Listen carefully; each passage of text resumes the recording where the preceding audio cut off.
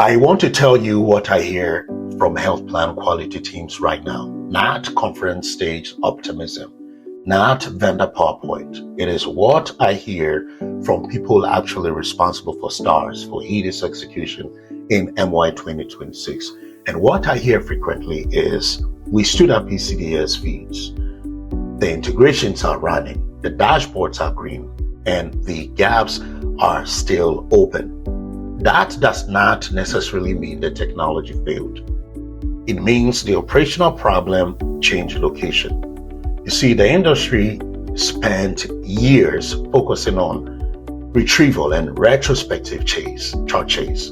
Now the pressure has shifted upstream into digital data quality, evidence normalization, validation, and measure level governance. And a lot of health plans are discovering that collecting data electronically is not the same thing as producing compliant measure evidence. So for today, we will talk about the data quality problem actually lives right now with ECDS transition. Welcome to the Execution Gap podcast. My name is Peter. Let's get into it. If you followed this series, you have probably noticed a pattern. So episode 3 focused on late year chart retrieval pressure.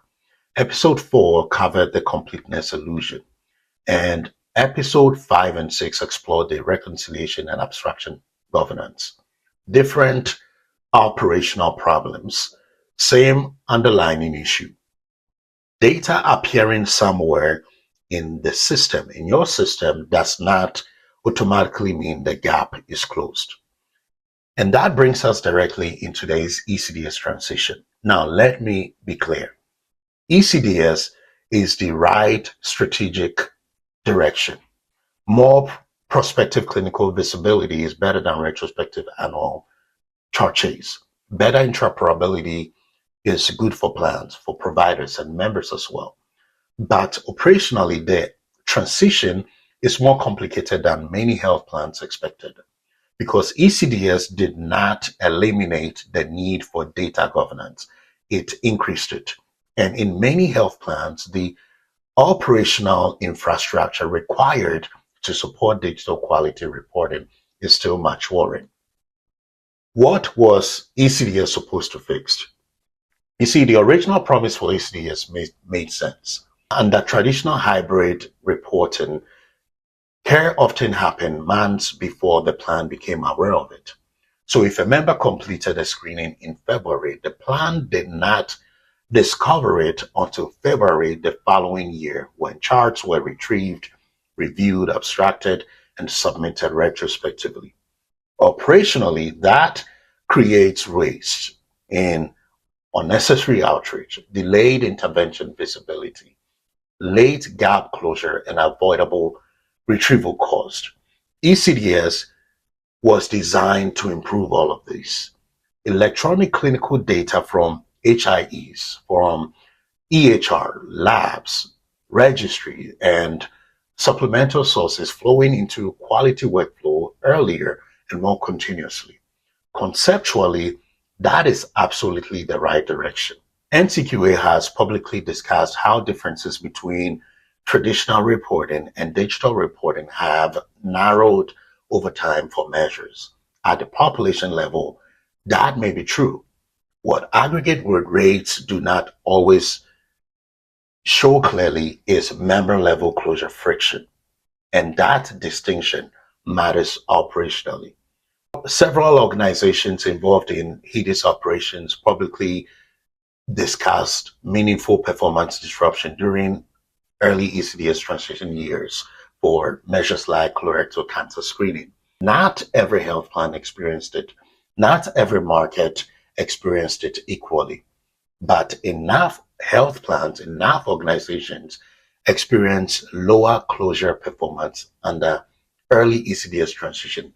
That is becoming a real operational discussion across the industry. And the important point is not whether ECDS is good or bad. The important point is this: digital collection introduces a new category of operational failure modes that many organizations were not historically built to manage.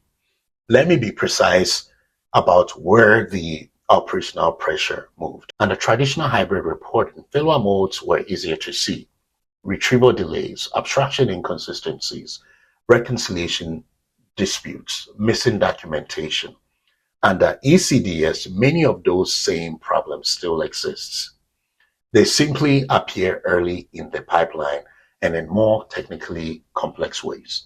The failure mode number one is structurally valid data that is not measure compliant. And this is one of the biggest misconceptions in digital quality operations. You have where a CCD arrives successfully, the member ID can match, the clinical event can exist in the document. However, the measure still stays open because clinical documentation and measure compliant evidence are not the same thing. A colonoscopy documented inside a free text clinical narrative may exist clinically, but will fail measure logic if the required structured fields, dates, or procedure coding are missing or inconsistent. In this case, the care happened, the CCD arrived, but the measure failed. That is not a transport problem. It is a measure level evidence problem. The failure mode number two is blood pressure normalization complexity. And I want to use BPC-E, formerly CBP, as an example here, because I think it illustrates where operational maturity gaps may become more complex over time. Blood pressure evidence is operationally difficult to normalize consistently across digital sources. You may have office reading, telehealth readings, home device readings, multiple readings from a single encounter, conflicting timestamps, readings documented in notes instead of structured vital fields. And under digital quality reporting, precision matters. Which reading counts? Which date is authoritative? Which source is compliant? Which reading is most recent inside the reporting window? Those are not trivial governance questions. And plans with immature normalization and reconciliation workflows may experience operational friction as digital blood pressure reporting expands. And it's not because the measure itself is conceptually harder, but because the evidence management required are significantly more demanding. The failure mode number three is denominator integrity drift. This is another issue that is not getting enough attention. As organizations integrate with EHR feeds, claims, registry, HIE data, supplemental sources, they can introduce different instability in areas such as attribution inconsistency, duplicate member matching, fragmented encounter history, timing misalignment across systems, and source hierarchy conflicts. When health plans focus only on numerator closure without validating denominator integrity, performance interpretation becomes unreliable. And once multiple digital sources are involved, reconciliation complexity increases quickly. Another operational shift emerging in MY 2026 is that historically administrative heavy measures are increasingly being managed within broader ECDS workflows. Take SPC-E as an example. Historically, SPC performance relied heavily on pharmacy and administrative evidence. That environment was comparatively structured and very stable. As organizations transition towards broader ECD workflows, plans that historically relied primarily on administrative infrastructure are now under greater pressure to integrate with EHR-derived evidence, medication reconciliation workflows, ECDS ingestion, supplemental clinical data, and cross-source validation processes. The measure itself did not suddenly become clinically more complicated. The operational ecosystem around the measure became more interconnected. That distinction matters because Many organizations budgeted for feed acquisition and interoperability projects.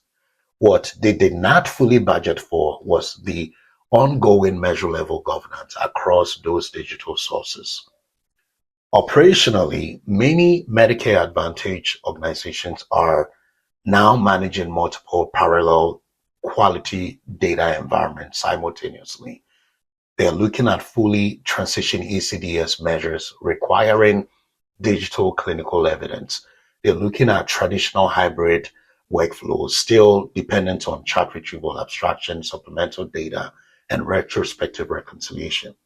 And they're also looking at transition stage measures where the organizations are experimenting with voluntary and incremental digital reporting while maintaining the traditional reporting operations.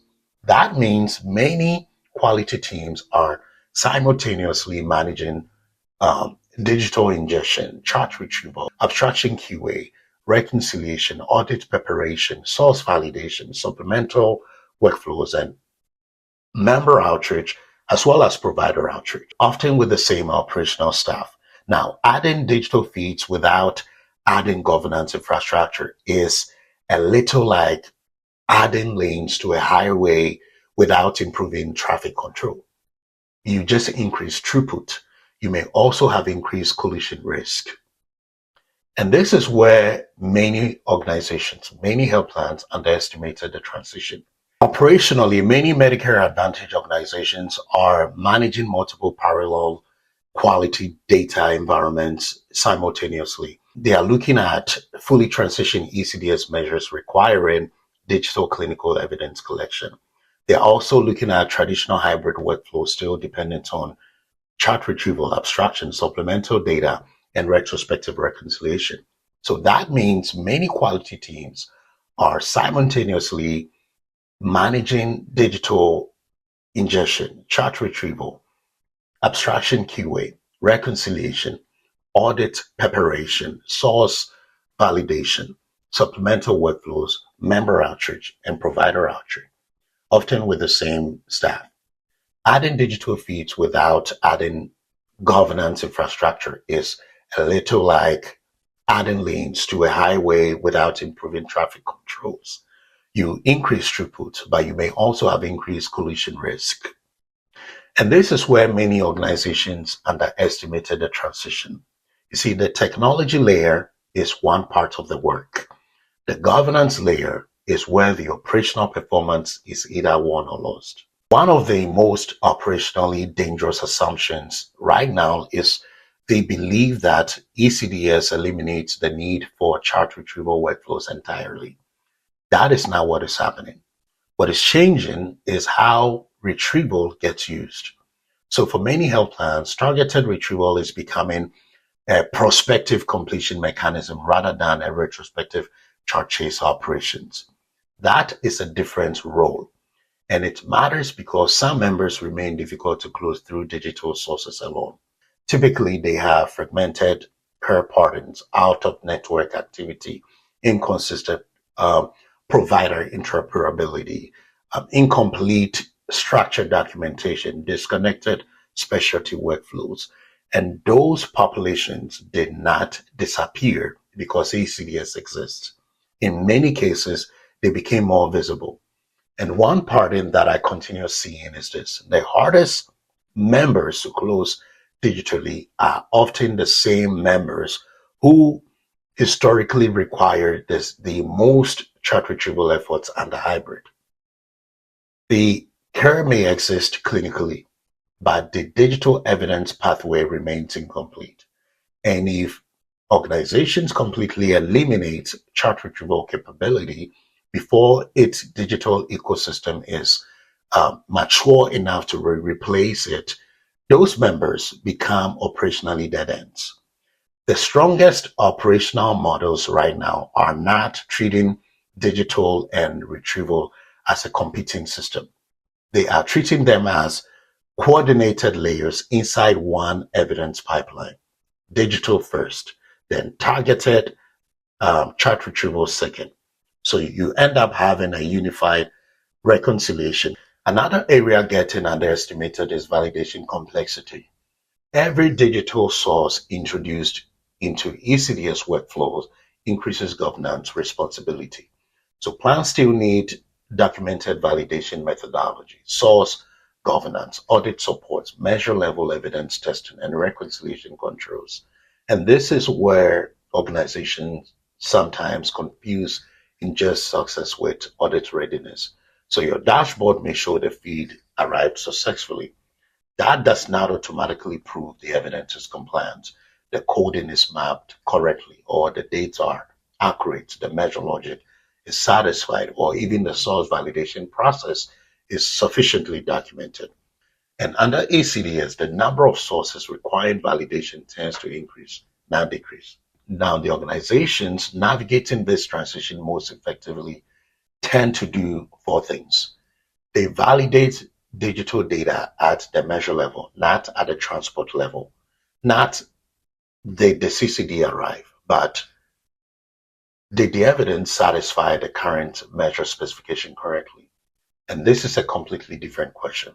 They also maintain targeted prospective retrieval workflows, not broad retrospective chart chase strategies. They apply abstraction style governance discipline to structured digital evidence.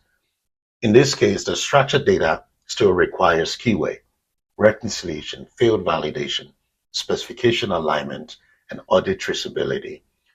Digital data does not eliminate interpretation risk. They operationalize this as one coordinated workflow. ECDS ingestion, retrieval, abstraction, validation, reconciliation. One operational system, not disconnected teams solving isolated problems independently. Here's the honest state of the transition right now. ECDS is the future, but the operational maturity required to support consistently across complex measure ecosystem is still developing across the industry. Organizations or the health plans performing best are not the ones assuming digital data automatically solves quality operations. They are the ones building governance infrastructure around digital evidence before the gaps become visible in Q4. And the key question I will encourage quality leaders to ask internally is this.